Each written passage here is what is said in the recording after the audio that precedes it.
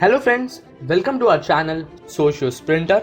और आज हम बात करने वाले हैं एक फेमस यूट्यूबर ध्रुव राठी के बारे में। उन्होंने जो कुछ दिन पहले आर्टिकल 370 के एक साल पूरे होने पर एक एनालिसिस वीडियो बनाया था, जिसमें उन्होंने कुछ ऐसे ओपिनियंस, ऐसे क्वेश्चंस रखे थे जो मुझे सही नहीं लगे। मैं खुद सोच में पड़ गया कि ऐसे फेमस यूट्यूबर जो इतने इन्फॉर्मेटिव वीडियोस बनाते हैं, वो ऐसा गलत एनालिसिस कैसे कर सकते हैं।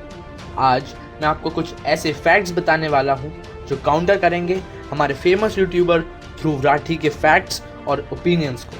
तो जो उन्होंने सबसे पहला सवाल उठाया था वो ये था कि जम्मू कश्मीर में पहले तो फुल लॉकडाउन था और साथ ही साथ वहाँ का इंटरनेट भी बंद कर दिया गया और बाद में उसे चालू भी किया गया तो सिर्फ 2G नेटवर्क स्पीड पर। तो इसके पीछे जो सबसे बड़ा कारण था गवर्नमेंट का, वो ये था कि अगर कोई गलत अफवाह या रूमर फैल गया पब्लिक में तो हिंसा भड़क सकती है, जिसके कारण दंगा भी हो सकता है। अभी भी इसीलिए ही 2G नेटवर्क स्पीड है इस समय जम्मू और कश्मीर में, ताकि गलत वीडियोस या अफवाह वाले वीडियोस लोगों तक ना पहुंच पाए।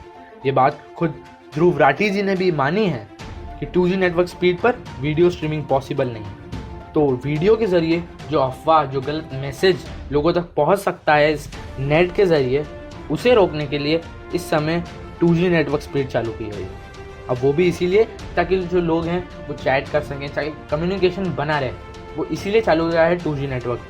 अब जो एक और आर्ग्यूमेंट दिया था उन्होंने इसको लेकर, वो ये था कि ये इलॉजिकल आर्ग्यूमेंट है कि आप कम्युनिकेशंस और अफवाह के लिए ऐसे बंद नहीं कर सकते। उन्होंने एक एग्जाम्पल भी दिया कि कार एक्सीडेंट में लोग मारे जाएंगे तो रोडों पर कार ही बैन कर दो। लेकिन मुझे ऐसा लगता है कि उन्होंने इसे गलत इंटरप्रेट कर लिया है, क्योंकि अगर मान लीजिए कि इंटरनेट एक्सेस होता और गलत अफवाहें उड़ जाती इस आर्टिकल 370 के बारे में, तो फिर हो सकता था कि वहाँ पर दंगे भड़क जाते और वहाँ पर लोगों की जानें भी चली जाती। और मैं ये मानता हूँ कि लोगों की जानें एजुकेशन से बढ़कर। जो एक आर्ग्यूमेंट दिया गया था कि वहाँ के स्टूडेंट्स की एक साल एजुकेशन पीछे हो गई है इस आर्टिकल 370 के हटने के बाद, तो मैं ये मानता हूँ कि वहाँ की एजुकेशन ज़रूर एक साल पीछे हुई है, लेकिन जान एजुकेशन से ज़्यादा ज़रूरी है। अब जो हमारे ध्रुव राठी जी ने दूसरा आर्ग्यूमेंट दिया था वो ये था कि स्टेट में आर्टिकल 370 हटने के बाद जो लॉकडाउन लगाया गया है उसके कारण वहाँ की इकनॉमी पर इसका बहुत ही बुरा इफेक्ट हुआ है। उन्होंने ये भी कहा था कि जम्मू और कश्मीर की इकनॉमी पर इसका 40,000 करोड़ रुपए का नुकसान हुआ है। अभी तक जुलाई की रिपोर्ट के हिसाब से उन्होंने बताया था। ये चीज़ तो मैं भी मानता हूँ कि कश्मीर की इकनॉमी पर आर्टिकल 370 के हटने के बाद एक बहुत ही बुरा इफेक्ट हुआ, लेकिन इसको काउंटर करने के लिए मेरे पास कुछ ऐसे फैक्ट्स हैं जो ये बताते हैं कि क्या पॉजिटिव्स हुए हैं आर्टिकल 370 के हटने के एक साल बाद। तो जो सबसे बड़ा और सबसे अच्छा पॉजिटिव है कि कश्मीर में टेररिस्ट एक्टिविटीज़ 36%, जी हाँ 36% तक कम हो गई। तो अब आप खुद अंदाज़ा लगा सकते हैं कि टेररिज्म के खिलाफ ये कितनी बड़ी जीत है। सरकार ने इकोनॉमिक डेवलपमेंट के साथ साथ टेररिज्म को हटाने की बात भी की थी, लेकिन हमारे यूट्यूबर ने अपने 11 मिनट 18 सेकंड के वीडियो में कहीं भी इस वादे का जिक्र नहीं किया। तो अब बात आती है टूरिज़्म सेक्टर। तो वहाँ पर जॉब लॉसेस हुए हैं, टूरिज़्म सेक्टर ने एक बहुत बड़ा हिट लिया है। लेकिन मैं उन्हें ये बताना चाहूँगा और उनसे ये पूछना भी चाहूँगा कि टूरिज़्म सेक्टर में डिप्लीशन क्या कोविड-19 के कारण नहीं आया? आज पूरे वर्ल्ड में इस कोविड-19 की वजह से टूरिज़्म सेक्टर ने एक बहुत ही बड़ा हिट लिया है। जम्मू कश्मीर पे क्या उसका इफेक्ट नहीं पड़ा होगा? आपने तो घोषित कर दिया है कि वो आर्टिकल 370 के हटने के कारण हुआ।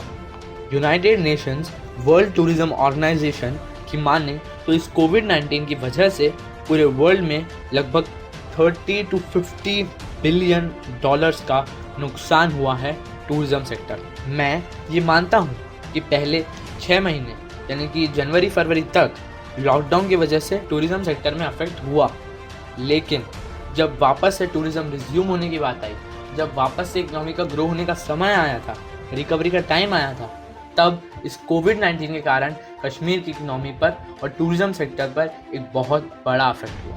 तो अब अगर हम ये बोलें कि जितना भी इकोनॉमिक लॉस जो जम्मू कश्मीर में हुआ है वो आर्टिकल 370 के हटने के कारण हुआ है, तो वो गलत है। कोविड-19 भी एक फैक्टर है इकोनॉमिक लॉस का जम्मू और कश्मीर में इस एक साल के पीरियड के बाद। अब उनका ये कहना था कि वहाँ पर लोग ज़मीन नहीं खरीद पा रहे हैं। उनका ये इंटेंशन था, उस वीडियो में उन्होंने ये भी कहा कि क्या वो ज़मीन खरीद पा रहे हैं। तो ये सही है कि वो ज़मीन खरीद पा रहे हैं, लोग वहाँ पर ज़मीन खरीद रहे हैं, प्राइवेटाइजेशन हुआ है। इसका सबसे बड़ा एग्जाम्पल है कि पहला हाईटेक स्पाइस पार्क बनाया जा रहा है जम्मू और कश्मीर के सैफ़्रॉन ग्रो करने वालों के लिए। अब जिन लोगों को ये नहीं पता कि सैफ़्रॉन क्या होता है, तो सैफ़्रॉन केसर होता है जो दूध में डाला जाता है। इससे एम्प्लॉयमेंट भी जनरेट होगा। केसर की प्रोसेसिंग में ये हाईटेक स्पाइस पार्क बहुत ही यूज़फुल होने वाला है, जिसके कारण ये जो फार्मर्स जो केसर ग्रो करते हैं उनके लिए एक बहुत बड़ी हेल्प होने वाली है और इससे और एम्प्लॉयमेंट जनरेट होगा इस सेक्टर में। और सरकार ने इस इकोनॉमिक लॉस को देखते हुए इसकी रिकवरी के लिए कई सारे प्रोजेक्ट्स भी चालू कर दिए हैं। जम्मू कश्मीर के प्रिंसिपल सेक्रेटरी रोहित कंसाल का ये कहना है कि 10,000 से ऊपर वैकेंसीज आई हैं डिफरेंट लेवल्स पर पहले फेज़ के लिए।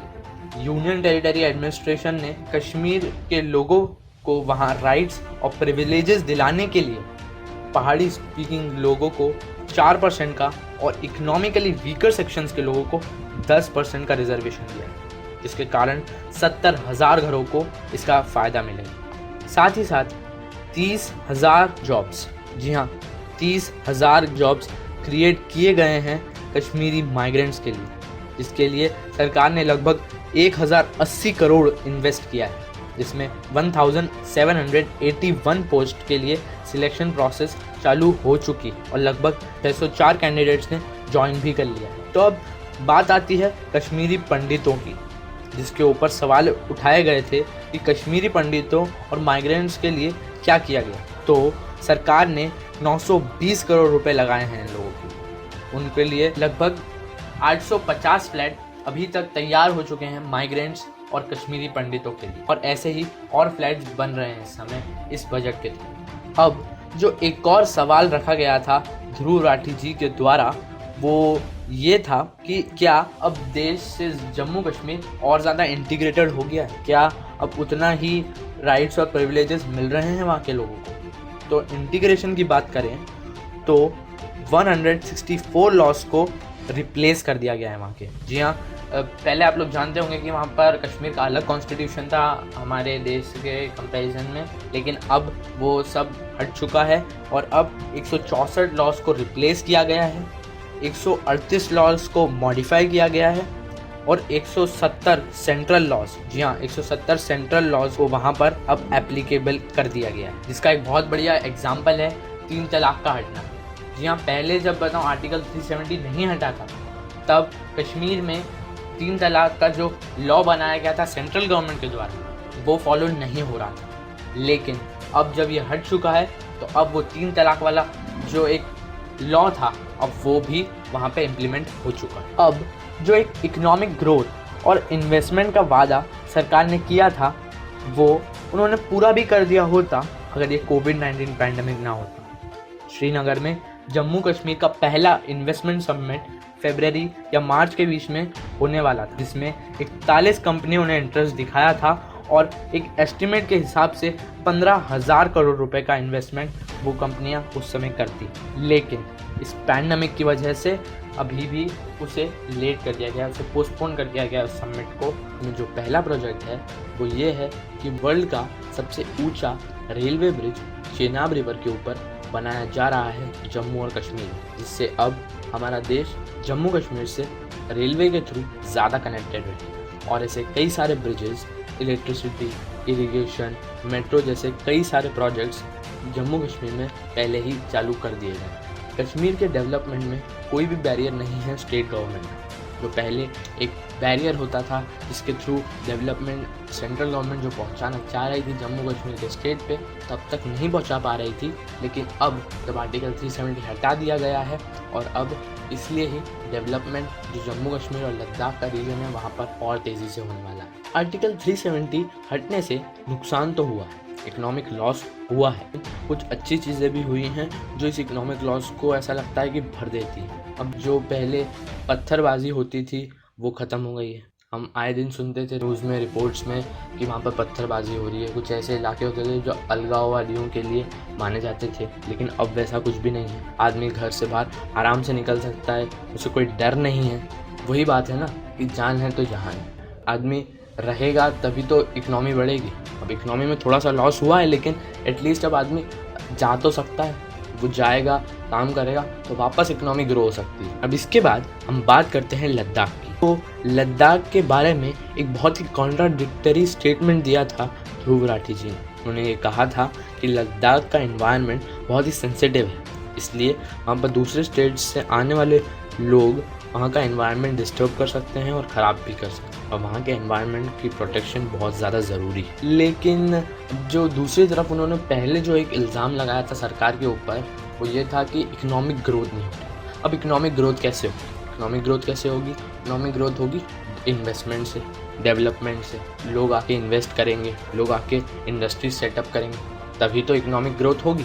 लेकिन अब दूसरी तरफ ये लद्दाख की तरफ ये कह रहे हैं कि वहाँ का एनवायरनमेंट बहुत सेंसिटिव है, इसलिए आप वहाँ पे मतलब दूसरे स्टेट से आने वाले लोगों को मत आने दीजिए। वहाँ के अगर आके बाहर के लोग आके रहेंगे तो वहाँ का एनवायरनमेंट डिस्टर्ब हो जाएगा। ये बहुत ही कॉन्ट्राडिक्टरी स्टेटमेंट, और मुझे लगता है इसको सोचना चाहिए कि उन्होंने क्या किया है। अब आखिरी में मैं कंक्लूड करते हुए एक मेरा ओपिनियन है ये कि जो ध्रुव राठी जी ने पूरा जो इकोनॉमिक लॉस जो वहाँ पर जम्मू कश्मीर में हुआ है, उसका जो पूरा जो क्रेडिट है वो आर्टिकल 370 के हटाने को ही दे दिया। मतलब जो उसका पूरा जो लॉस हुआ है वो सिर्फ ऐसा कर दिया गया कि आर्टिकल 370 के हटने के कारण ही हुआ। लेकिन ये चीज़ साफ़ है कि कोविड-19 ने भी एक बहुत ही बुरा अफेक्ट किया है कश्मीर की इकोनॉमी पर। हमने खुद फैक्ट्स और फिगर्स भी देखे हैं कि कोविड-19 के पहले 15,000 करोड़ का नुकसान हुआ था इकोनॉमी पर, लेकिन कोविड-19 के बाद 40,000 करोड़ का हो गया था। मतलब कि ये इसके बीच में जो एरा था, जब कोविड-19 आया तो उसके कारण जो लॉस है वो डबल हो गया। इसका फैक्ट तो खुद उन्होंने भी दिया था। जो एक लास्ट ओपिनियन जो ध्रुव राठी जी ने रखा था वो ये था कि अगर आप प्रॉब्लम सुधार नहीं सकते तो उसे बद से बदतर तो मत बनाओ। तो अब मैं ध्रुव राठी जी को मेरे इस वीडियो को देखने के लिए अपील करूँगा कि वो ये वीडियो देखें, तो तब उन्हें समझ में आएगा कश्मीर की सिचुएशन बद से बदतर नहीं हुई है बल्कि इम्प्रूव ही हुई है। तो अगर आपको हमारा वीडियो पसंद आया हो तो प्लीज़ इसे लाइक करें, शेयर करें, कमेंट करें, और ऐसे ही इन्फॉर्मेटिव वीडियोस को देखते रहने के लिए हमारे चैनल को सब्सक्राइब करना ना भूलें। Thank you for watching our video. मिलते हैं हमारे नेक्स्ट वीडियो में।